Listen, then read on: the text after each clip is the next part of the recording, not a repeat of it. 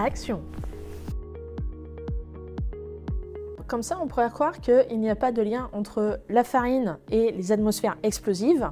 Parce qu'on se dit, bah, la farine, ça nous sert à faire du pain, des croissants, c'est des choses qu'on mange, il n'y a pas de risque particulier à ça. Et pourtant, cette farine-là, du fait qu'elle est combustible, c'est-à-dire qu'elle peut brûler, il suffit que je la mette en suspension, qu'une fois qu'elle est en suspension, j'apporte une source d'inflammation.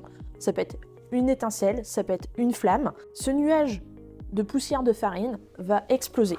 Et donc les boulangers, contrairement à ce qu'on pourrait penser, ils ont ce risque-là au sein de leur activité. Notamment, on retrouve certaines machines comme tout ce qui va être machine à pétrin, qui sont des machines ATEX. C'est-à-dire que quand on met la farine dans la machine à pétrin, il y a de la poussière qui peut être mise en suspension, donc ça présente le risque. Par contre, une fois qu'on aura mis l'eau, le lait ou autre dans la machine à pétrin, là, à ce moment-là, il n'y aura plus de risque. Là, on parle de tout ce qui va être process de production, mais il ne faut pas oublier non plus les stockages des farines, des règles également à respecter vis-à-vis de bonnes conditions de stockage.